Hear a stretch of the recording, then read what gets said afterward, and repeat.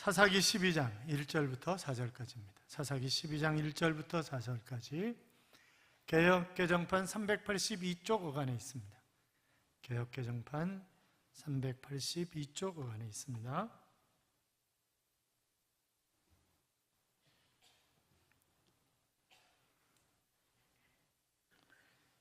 찾으셨으면 아멘. 교독합니다. 1절 제가 읽겠습니다. 에브라임 사람들이 모여 북쪽으로 가서 입다에게 이르되 내가 암몬 자손과 싸우러 건너갈 때 어찌하여 우리를 불러 너와 함께 가게 하지 아니하였느냐? 우리가 반드시 너와 네 집을 불사르리라 하니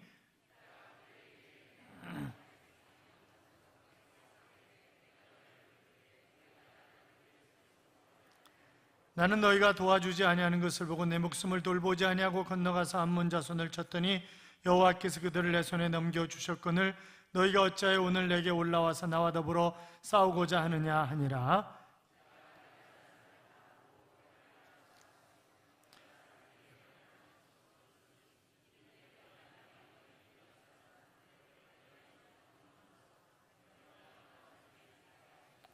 아멘. 같이 인사하실까요? 주의 이름으로 잘 될 것입니다. 더 잘 될 것입니다. 끝없이 잘 될 것입니다. 아멘. 다시 한번 인사하겠습니다. 살아계셨군요. 잘 견디셨습니다.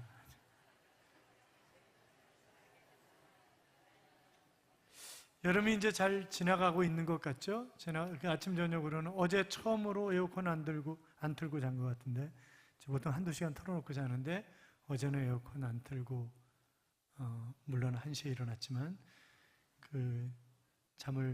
바람이 그래도 들어오고 그러던데 여러분 이렇게 주일날 뵈서 함께 예배드리게 돼서 얼마나 감사한지 모르겠습니다. 세상에서 가장 평화스러운 나라가 어디일까요? 세상에서 가장 안정된 그런 나라가 어디일까요? 몇 년 전에 162개국을 대상으로 조사를 했습니다. 그랬더니 가장 안전하고 가장 평화스러운 나라가 아이슬란드라고 그렇게 조사가 되었습니다. 유럽 서부 쪽에 있는 나라죠. 노르웨이 서쪽에 있는 그런 나라입니다. 나라의 면적은 우리나라와 비슷한데 인구는 30만 밖에 되지 않는 아주 자그마한 그런 나라입니다.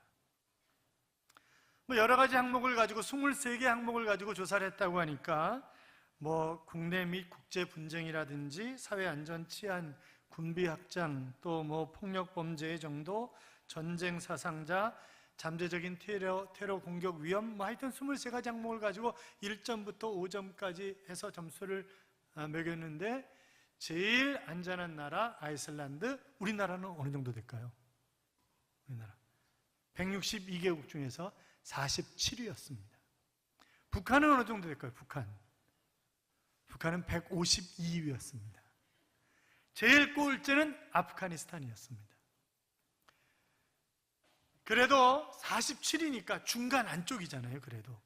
그러니까 보편적으로 안전한 나라에 살고 있다는 사실에 대해서 우리가 감사하자고요. 그렇잖아요. 감사하잖아요. 그러나 아무리 아이슬란드가 평화스럽고 안정된 그런 나라라 할지라도 우리가 가게 될 하나님의 나라와는 비교할 수가 없는 거죠. 그렇지 않겠습니까? 사랑하는 여러분, 그런데 그 하나님의 나라를 우리가 이 땅에서 맛보고 살려면 주님과 동행하는 삶을 살아갈 때 하나님의 나라를 맛보고 살아갈 수 있다고 한다면 이 한 주간 주님과 동행하는 그런 삶이 되시기를 주님의 이름으로 축원합니다.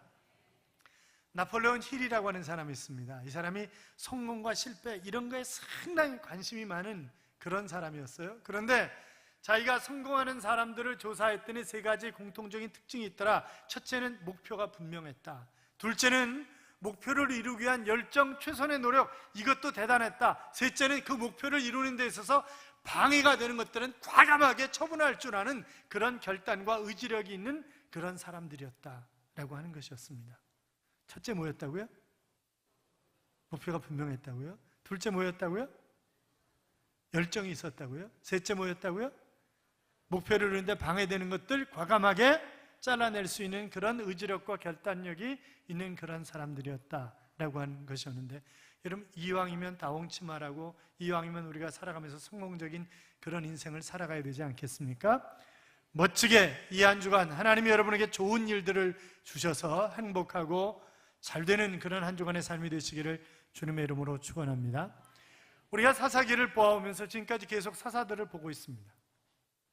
이 사사들이 지극히 평범한 사람들이라고 하는 사실을, 그래서 온니엘은 용맹스러운 장군이었지만 그러나 그가 사사로 부름받았을 때에는 아주 평범한 그런 노인이었습니다.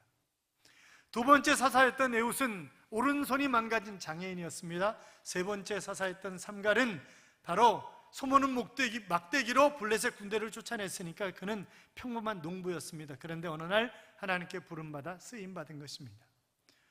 당시에 노예처럼 여겨졌던 평범한 주부였던 한 여인이 분연히 일어나서 민족을 구원하는 그런 일을 하는데 그 여자의 이름이 뭐였죠? 나를 보라 드보라라고 하는 그런 여인이었습니다. 그 다음에 겁쟁이는 기드온이 있었습니다. 그 다음에 별로 한 일이 없는 돌라라고 하는 그런 사사가 있었습니다. 그렇죠? 돌라. 또 애만 무지하게 많이 낳은, 그러니까 부인을 많이 얻은 그런 사사가 있었습니다. 그 사사 이름이 뭐였습니까? 죄송해요, 제가 설교를 잘못해가지고. 야일이라고 하는 그런 사사였습니다. 야일. 그러니까 잘 우리가 기억이 안 나는 거예요. 왜냐하면 성경에 거기만 나오니까, 다른 데 나오질 않으니까 이 사람들이 뭐 특별한 일을 삼손처럼 뭔가를 좀 했다든지 이러면 우리가 기억하기 쉬운데 별로 한 일이 없으니까 기억이 잘 안 되는 거죠. 자, 우리가 지난 시간에 입다라고 하는 사람 봤습니다. 이 사람 누구 생각하면 쉽게 생각할 수 있다고 그랬습니까? 홍길동 생각하면 쉽게 이해되는 그런 사람. 그래서 서자로 태어나서 그가 불황자들과 함께 어울려서 사는 도비라고 하는 땅에 가서 어울려서 함께 살면서 게릴라 군을 조직한 그런 사람이었는데, 그런데 민족의 위기가 왔을 때 결정적으로 쓰임받는 그런 사람이었다. 왜냐하면 그는 주어진 삶의 환경 속에서 최선의 삶을 산 그런 사람이었고, 하나님만 바라보고 환경을 바라보는 것이 아니라 하나님을 바라보고 산 그런 사람이었고, 또 하나님과 약속한 것, 그 약속은 반드시 지키는 그런 사람이었기 때문에 그런 놀라운 역사적인 그런 민족을 구원하는 일에 아름답게 쓰임받는 그런 사람이었다고 하는 사실을 우리가 확인을 했었습니다. 자, 그런 모습들을 보면서 생각나는 성경 구절이 있죠. 고린도서 1장 27절 이하에 보시면 세상에 미련한 것들을 택하사 지혜 있는 자들을 부끄럽게 하려 하시며 세상에 약한 것들을 택하사 강한 것들을 부끄럽게 하려 하시며 하나님께서 세상에 천한 것들과 멸시받는 것들과 없는 것들을 택하사 있는 것들을 폐하려 하시나니 이는 사람으로 하여금 하나님 앞에서 자랑하지 못하게 하려 하심이라. 그렇게 기록되어 있는 그런 말씀이 기억이 납니다.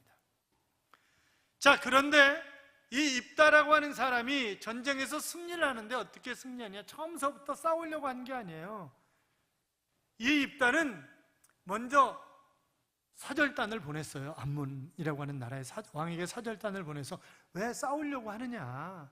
우리가 무슨 원수관계라고 싸우려고 하느냐? 그래서 먼저 협상을 합니다. 협상을 했더니 그거 니네 가지고 있는 땅 우리 땅이니까 다 꺼져, 이러는 거예요. 그런데 이 입다가 무식한 서자로만 알았는데 역사를 쫙 띄고 있는 거예요. 그러면서 이게 여호수아 때 어떻게 됐고 누가 어떻게 됐고 그래서 이렇게 흘러온 거지, 이것이 어떻게 당신네 땅이냐. 그러니까 그 이상한 얘기 하지 말고 그냥 우리 친하게 지내자고. 그랬더니 야, 필요 없어, 그러는 거죠. 그래서 전쟁이 일어나게 되는 것입니다. 그런 얘기가 11장 13절부터 쭉 나와 있는 그런 얘기예요. 자, 그런데 27절 보세요. 27절, 28절, 11장 27절, 28절 봐요. 11장 27절, 28절 같이 읽겠습니다. 내가 내게 죄를 짓지 아니하였거늘 내가 나를 쳐서 내게 악을 행하고자 하는도다. 원하건대 심판하시는 여호와께서 오늘 이스라엘 자손과 암몬 자손 사이에 판결하시옵소서 하였으나 암몬 자손의 왕이 입다가 사람을 보내어 말한 것을 듣지 아니하니라. 자, 그렇게 했을 때 29절 보세요. 이에 여호와의 영이 입다에게 임하시니 입다가 길르앗과 므낫세를 지나서 길르앗의 미스베에 이르고 길르앗의 미스베에서부터 암몬 자손에게로 나아갈 때, 자 보세요. 입다에게 뭐가 임했다고요? 여호와의 영이. 자, 그러니까 입다가 하나님이 함께하는 사람이라고 하는 사실을 공식적으로 보여주는 게 뭐예요? 여호와의 영이 그에게 임한 것입니다. 사랑하는 여러분, 이것을 보면서 이 하나님의 영은, 하나님의 은혜는, 하나님의 능력은 어떤 특별한 사람에게 임하는 것이 아니라 하나님을 바라보고 하나님을 의지하면 평범하고 세상에서 버림받은 사람이라 할지라도 얼마든지 하나님의 능력이 그에게 함께함으로 말미암아 승리하는 삶을 살아갈 수 있다고 하는 사실을 여기 보여주고 있는 것입니다. 걱정하지 마십시오. 성별이 뭐냐, 학력이 뭐냐, 가진 것이 뭐냐, 내 신분이 어떠냐, 아무런 상관도 없어요. 하나님한테 잘 보이면 되는 줄로 믿습니다. 하나님이 날 잘 보시면 되는 거예요. 그렇잖아요. 내가 하나님 선택한 것 아니에요. 하나님이 나를 선택하셨어요. 그렇잖아요. 하나님이 나를 일방적으로 자녀로 삼아주신 것입니다. 그러니까 얼마나 감사해요. 그래서 내가 입다와 같은 비슷한 처지와 형편 가운데 있다 할지라도 꿀릴 것 아무것도 없다. 왜? 내가 하나님만 바라보고 가면 그 하나님이 나와 함께 하시면 되는 거지, 세상적인 조건이 문제가 되는 것은 결단코 아니다 라고 하는 것을 우리가 다시 한번 기억하자고요. 32절 33절 보세요. 32절 33절 같이 읽어요. 이에 입다가 암몬 자손에게 이르러 그들과 싸우더니 여호와께서 그들을 그들의 손에 넘겨주심에 아로에서부터 민나사에 이르기까지 20성읍을 치고 또 아벨 그라밈까지 매우 크게 무찌르니 이에 암몬 자손이 이스라엘 자손 앞에 항복하였더라. 아멘. 그래서 6년 동안 아름답게 쓰임받는 그런 모습을 볼 수 있는데, 여러분이 입다가 히브리서 11장 32절에 보시면 믿음의 영웅들이 쭉 나오는데 거기에 입다라고 하는 이름이 함께 나오고 있는 것을 보면 이 사람이 역시 믿음의 영웅이었다라고 하는 사실을 우리가 다시 한번 확인할 수 있는 것입니다. 자, 그러니까 환경 때문에 불평하지 말자고요. 우리 1951년에 미국 멤피스에 살던 캐몬스 윌슨이라고 하는 사람이 가족들을 데리고 워싱턴으로 여행을 갔습니다.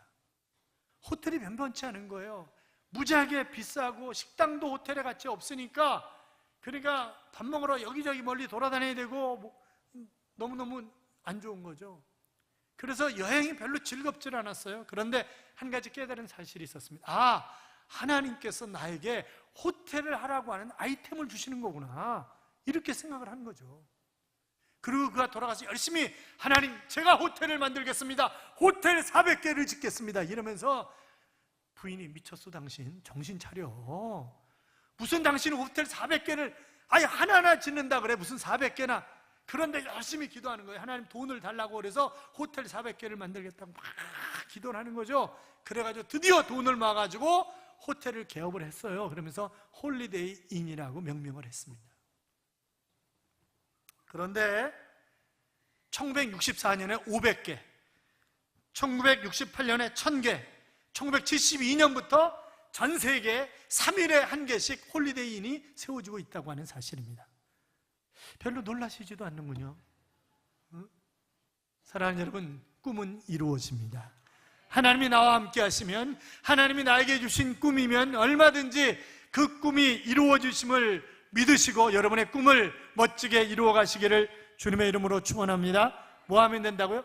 하나님의 영이 내게 임하고 하나님 나와 함께 하시면 된다고요. 하나님 영이 임하고 하나님 나와 함께 하시면 그러면 되는 거예요. 자, 그런데 문제는 뭐냐면, 이제 암몬 자손하고 싸워서 멋지게 승리를 했어요. 승리의 빵빠레를 울리고 돌아오는데 시비 거는 인간이 또 있어. 항상 잘 되면 그것을 못마땅하게 생각하는 인간들이 있어요. 그렇잖아요. 1절 보세요. 12장 1절 봐요. 같이 읽어요. 에브라임 사람들이 모여 북쪽으로 가서 입다에게 이르되 네가 암몬 자손과 싸우러 건너갈 때 어찌하여 우리를 불러 너와 함께 가게 하지 아니하였느냐? 우리가 반드시 너와 네 집을 불사르리라니. 여러분 보세요. 지금 승리하고 돌아오니까 시비를 거는 거예요. 왜 우리 부르지 않았냐? 그러면서 시비를 걸고 니네 집을 확 불살라 없애버리겠다, 그런 얘기를 하는 거죠. 지금 여러분 생각해 보세요. 지금 왜 이래요? 이 사람들 시기심 때문에 그래요. 아이, 저놈이 서자인데, 족보도 없는 놈인데 저런 놈이 어떻게 우리의 지도자가 되냐? 이게 말이 되냐? 배 아파서 못 살겠다 도저히. 그게 에브라임 사람들이에요. 뿐만이 아니라 주도권을 잡으려고 하는 거죠. 에브라임이 가장 큰 지파입니다. 그러니까 늘 에브라임 지파가 불평불만이에요. 여러분 여호수아 때 땅 분배할 때도 그랬잖아요. 왜? 다시 한번 생각을 해라. 우리는 좀 더 줘야 되는 거 아니냐?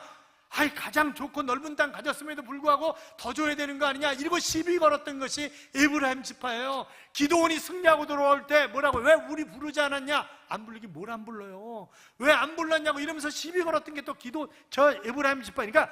에브라임 지파는 늘 뭐예요? 불평, 불만에 가득 찬 사람들이에요, 이 사람들이. 그러면서 나라의 주도권을 우리가 줘야 되는데 저놈이 나라의 주도권을 쥐도록 그냥 둘 수 없다.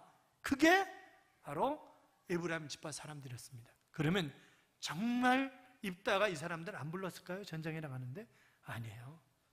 자, 보세요. 2절 보세요. 2절 같이 읽어요. 입다가 그들에게 이르되 나와 내 백성이 암몬 자손과 크게 싸울 때 내가 너희를 부르되 너희가 나를 그들의 손에서 구원하지 아니하니. 불렀어요? 안 불렀어요? 불렀어요. 그런데 이것들이 거짓말 시키는 거예요. 언제 불렀냐? 우리 못 들었다. 이러고 거짓말 시키는 거죠. 이런 인간들이 있어요, 없어요? 우리 교회는 없는데 딴 데는 있어. 예. 이런 인간들이 꼭 있다고요. 이런 인간들 보면 꼭 거짓말해요. 그런 적이 없다는 거예요. 그런 적이. 그래서 결국 이 불평하는 에브라임 지파에게 단호하게 기드온은 그들을 잘 높여주고 이러면서 문제를 해결해 나가는데, 입다는요 단호하게 이들을 척결을 합니다. 하나님이 저들을 내 손에 붙이셔서 우리가 승리하였거늘 하나님이 그렇게 하셨는데 너희가 어떻게 그럴 수 있냐 이러면서요. 4절 보세요. 4절 봐봐요. 같이 읽어요. 입다가 길르앗 사람을 다 모으고 에브라임과 싸웠으며 길르앗 사람들이 에브라임을 쳐서 무찔렀으니 이는 에브라임의 말이 너희 길르앗 사람은 본래 에브라임에서 도망한 자로서 에브라임과 몰아서정이. 여러분 보세요. 동족 상잔의 비극이 일어나게 되는 것입니다. 싸우는 거예요. 이제 입다가. 근데요, 이거 잘 생각해 봐야 됩니다. 자, 입다는 환경이 안 좋은 상황 속에서 자라났어요. 그렇잖아요? 환경이 안 좋은 속에서 자라났기 때문에 성격 형성이, 물론 그가 하나님 바라보고 자랐어요. 그러나 어릴 때부터 그렇게 자라면서 어릴 때 형들에게 무지하게 압박받으면서 자란 거잖아요. 그리고 결국 쫓겨난 거잖아요. 그러면서 성격 형성이 제대로 됐을까요? 성격 형성이 제대로 안 된 거예요. 이 입다가. 여러분, 데모할 때 보면 주동자들이 상중하층을 구분할 수 없지만, 그런데 지금도요, 상류사회는 상류사회끼리 결혼을 합니다. 지금도. 그래서 상류사회하고 하층사회하고 결혼하면 신문에 나는 거예요. 그거 뉴스에 나오는 거예요. 그렇잖아요. 자기들끼리 결혼해요. 다 자기들끼리 합니다. 성격 형성이 상하, 상중, 하중에서 어느 층이 제일 성격 형성이 안 좋게 되겠습니까? 우리는 상층이라고 얘기하고 싶어. 왜요? 내가 상층이 아니니까 상층이라고 얘기하고 싶어. 그런데 하층이 제일 성격 형성이 안 좋아요. 그래서 데모 앞장서는 분들은 다 하층 사람들이야. 하층에서 자라난 사람들이 거의 다 그렇습니다. 그 다음에 성격 형성이 안 좋은 것이 상층이에요. 최상층이에요. 그 중산층 자녀들이 성격 형성이 무난한 거예요. 가장 무난한 거예요. 그거는 누굴 보면 잘하느냐? 절 보면 잘하는 거예요. 절 보면 잘하나요? 저희 아버님, 어머님이 황해도 신천에서 피난을 오셨어요. 1.4.5 때 피난을 오셨는데 그 신촌 평야에 보이는 땅은 다 집안 땅이었답니다. 그러니까 나올 때 뭐 좀 가지고 나오셨겠죠. 뭐 좀 가지고 나오셔가지고 50년대에 아랫지방에 내려가서 인천에서 저를 낳으시고 아랫지방에 내려가셔서 그 다음에 그 트럭을 가지고 메리아스 도매업을 50년대 하신 거예요. 이거 괜찮게 사는 거잖아요. 괜찮게 살았어요. 괜찮게 살았어요. 근데 어느 날 거지가 됐어. 완전히. 그 도망가셨어요. 어디로 간지 없어. 그 가보니까 올라오라 그래서 가보니까, 그래서 초등학교 때 막 하루에 한 해 쉬고 막 이랬어요. 올라오라 해서 와보니까 수원으로 올라왔는데 목에다가 요거 나무 자판 조그만 거 하나 거기다가 참비 가위 이런 거 놓고 파는 거예요. 본인은 얼마나 답답하겠어요. 그렇잖아요. 그러니까 제가 양쪽을 다 경험해 봤기 때문에 제가 성격이 별로 안 좋잖아요. 그래가지고 성격이 별로 안 좋아요. 그래서 제가 확 열받으면 확 막 열받아요. 그리고 거짓말 앞에서 하면 그걸 못 견디는 거예요. 막 그걸 못 견뎌요. 그래서 제가 여러분이 거짓말하고 그래도 뭐 그냥 그런 척하고 그냥 물론 차고 지나가고 이러지만 제가 밖에 나가서 제 앞에서 거짓말하면 제가 그걸 못 봅니다. 그냥. 그러니까 조금 직전에 약속을 했어요. 이렇게 하면 이렇게 하고 이렇게 하면 이렇게 하고 그래서 이렇게 안 되면 이렇게 안 하는 거다. 약속을 하고 들어왔어요. 회의하는데 그런 적 없다는 거예요. 그러면요, 제가 바로 야, 이 새끼야, 네가 목사야? 이렇게 나온다고요. 제가 그래서 그 자리에 피해버려요. 그냥 나와버려. 회의 안 하고 그냥 나와버립니다. 왜? 제 추한 인격을 보여주기 싫어서. 그러니까 이게 성령 충만하지 않으면, 하나님의 영이 눌러주지 않으면 옛날 이렇게 자꾸 튀어나오는 거죠. 다 마찬가지잖아요. 저만 그런 게 아니라 다 마찬가지 아니에요? 다 마찬가지지. 안 충만하면 튀어나오지. 성격이 이게 불쑥불쑥 튀어나온다고요. 그래서 하나님의 영이 충만해야지, 그렇지 않으면 튀어나오는 거예요. 이게. 그러니까 지금 이 입다가 어릴 때부터 자라나면서 너무 핍박을 받고 이렇게 좋지 않은 환경 속에서 자라났기 때문에 이게 성격 형성이 잘못되어 있는 거니까 복수하겠다는 거예요. 이제 복수하겠다. 그래서 싸우는 거예요. 에브라임과 싹을 다 죽이는 거예요. 그러니까 에브라임이 패해가지고 도망가가지고 막 다른 지파 속에 숨겨져 있는 거예요. 그런데 경상도 사람들이 쌀 발음 제대로 못하잖아요. 쌀 발음 제대로 못하잖아요. 이 사람들은 슈폴레를 못해. 그걸 못해. 그러니까 지나가는 나루토에 딱 서가지고 지나가는 사람마다 그거 시키는 거예요. 슈폴레를 해봐라, 발음해봐라. 그럼 발음이 안 되는 거예요. 이게. 그럼 죽이는 거예요. 그냥. 그래 몇 명 죽였냐? 42,000명을 죽였어요. 여러분, 그 시절에 42,000명을. 그러니까 에브라임 씨를 말리는 거예요. 에브라임 지파 씨를 말리는 거예요. 그러니까 옛날에 잠재했던 그런 복수심이 막 끌어올라가지고 좋지 않은 성격이 드러나서 막 내리치는 거죠. 그러니까 우리가 잘 살아야 돼요. 우리가 잘 살아야 돼. 그래서 최소한 우리가 중산층으로는 살아줘야 우리 아이들이 성격 형성이 원만하게 되는 거지. 내가 힘들고 그러면 아이들의 성격 형성이 안 좋아져요. 그러니까 힘들어도 내가 성령 충만해가지고 늘 그냥 찬송 부르고 감사하고 이런 삶을 살면 괜찮은데, 이게 나도 모르게 튀어나오고 이러면 애들도 나도 모르게 튀어나온다니까요. 하여튼 우리가 잘 살자고요. 잘 사시기를 축원합니다. 잘 살아요. 우리가 잘 살아야 돼요. 우리 아이들을 위해서, 다음 세대를 위해서도 우리가 잘 살아야 됩니다. 사랑하는 여러분, 우리가 광야 같은 세상을 살아가면서 힘들게 살 때 참 많이 있잖아요. 그러나 그때마다 하나님의 은혜 아니면 살 수 없는 그런 사람이라고 생각하고, 힘들고 어려우면 얼른 하나님의 전으로 달려오시기 바랍니다. 정채봉 작가의 처음의 마음으로 돌아가라라고 하는 그런 글에 나오는 이야기입니다. 어느 날 막내 참새가 밥을 굽는 거예요. 급격하게 먹이를 줄이는 거죠. 그래서 엄마 참새가 겁이 나가지고, 야, 너 왜 안 먹고 그래? 엄마, 나 슈퍼모델 될 거야. 그렇게 얘기를 하는 거예요. 그러니까 이게 참 걱정이잖아요. 그러더니 어느 날 성형수술하고 들어왔어요. 아빠가 쟤 누구냐? 그러다가, 야, 너 그러면 얼굴만 고치고 마음은 안 고치고 왔냐? 그랬더니, 아빠, 슈퍼모델 선발은 마음을 보는 게 아니라 얼굴을 보는 거야, 얼굴을. 그렇게 얘기를 하는 거죠. 그랬더니 할머니 참새가 그 얘기를 듣고, 얘야, 슈퍼모델이 뭐냐? 슈퍼에서 모델하는 거냐? 왜 책은 읽지 않고 몸매만 가꾸고 그러냐? 이제 그러는 거죠.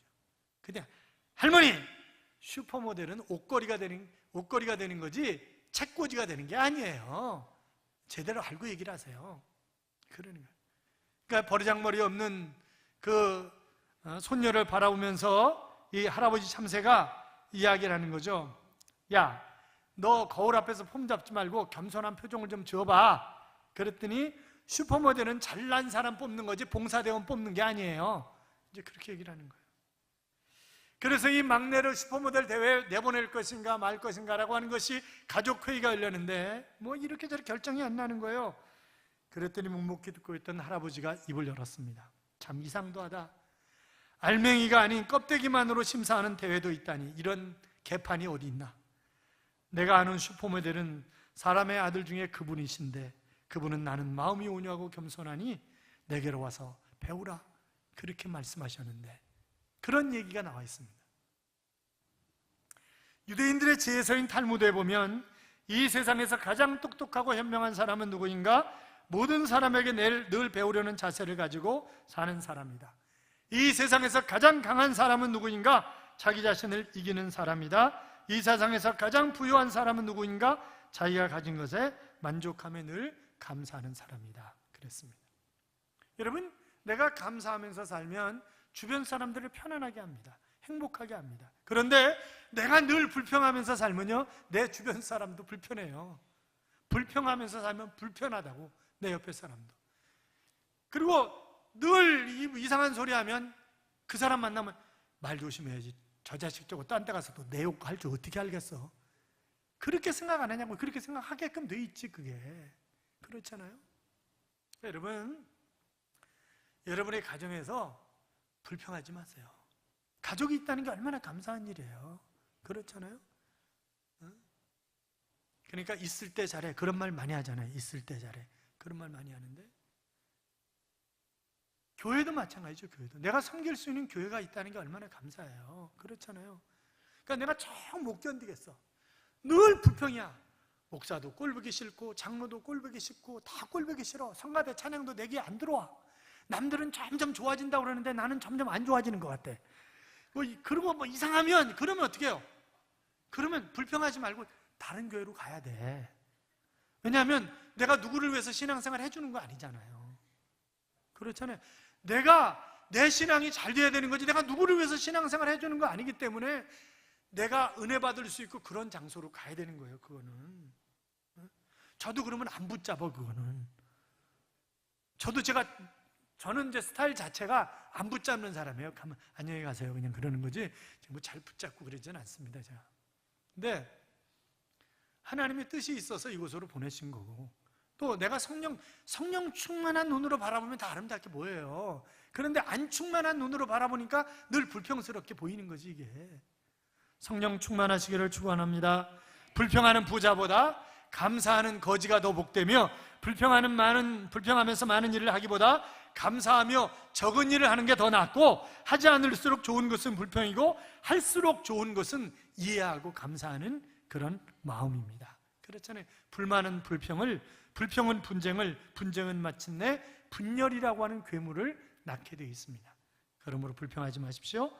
늘 감사하면서 사는 그런 삶이 되시기를 주님의 이름으로 축원합니다. 그러니까 우리가 어떤 상황 속에서든 그 사람을 위해서 기도해 주는 거예요. 저 사람에게 이상한 모습이 보여요. 그러면 하나님이 나를 그 사람 옆에 붙여준 거는 그 사람을 위해서 내가 그 부분이 모자라니까 내가 채워주라고 나를 그 옆에 붙여주신 거구나, 이렇게 생각하고 하면 얼마나 감사해요. 내가 할 일이 있으니까 너무너무 감사하잖아요. 그러니까 그 사람을 위해서 기도해 주고 옆에서 짐을 대신 져주고 그러면서 살아가면 누가 잘 되냐? 내가 잘 된다 말이죠. 내 인생이 멋지게 잘 되는 그런 역사가 일어나게 될 줄로 믿습니다. 잘 되시기를 축원합니다. 하나님의 영이 충만하시기를 축원합니다. 이런 찬양이 있습니다. 기도를 멈추지 마라. 눈앞의 상황이 마음을 눌러도 원망치 마라. 너의 입을 지키라. 저들은 너의 입을 보고 있다. 마음을 뺏기지 마라. 내가 널 도우지 않는다는 소리에 너의 모든 게 불리해도 너는 기도를 계속하라. 너 기도를 멈추지 마라. 내가 너의 그 모든 상황을 바로 역전시키리니 너 기도를 멈추지 마라.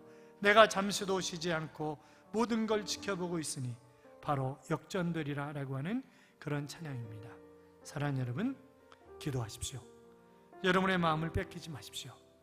온전히 주님 바라보고 함께 짐을 지고 손을 잡고 미래를 향해 멋지게 달려가 지금까지의 삶보다 우리 하나 된 삶이 더 멋지고 행복한 그런 삶을 살아갈 수 있기를 주님의 이름으로 축원합니다.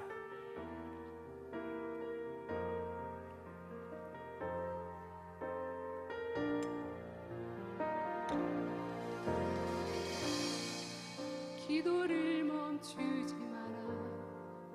눈앞의 상황이 마음을 눌러도 원망치 마라. 너의 입을 지켜라. 저들은 너를 보고 있다.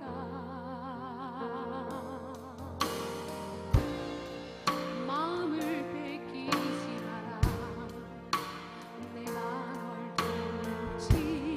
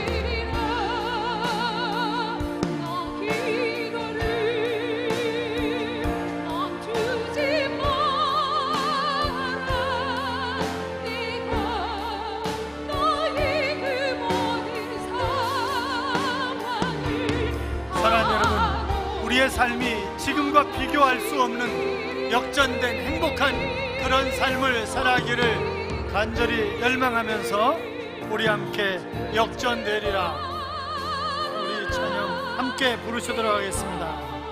잠시도 쉬지 않고 지켜보고 있으니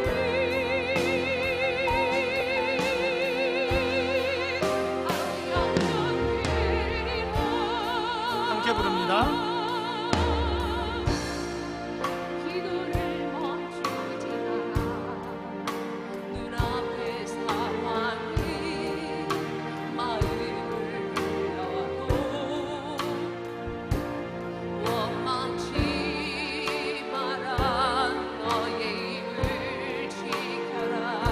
저들은 너의 입을 보고 있다.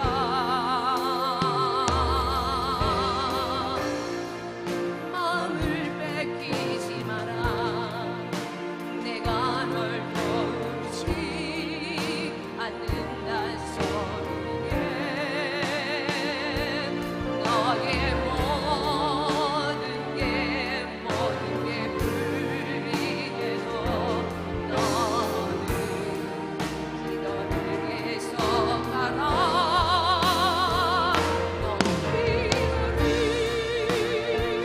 멈추지 마라.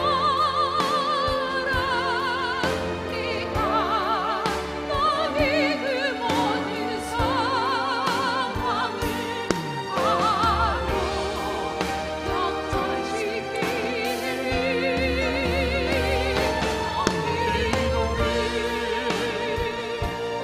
멈추지 마라.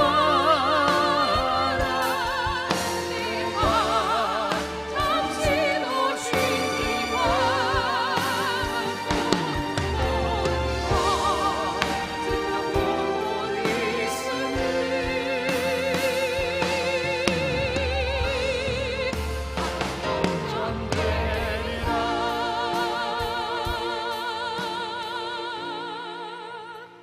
사랑하는 여러분, 우리 곁에 허락하신 사람들은 섬기라고 허락된 사람들입니다.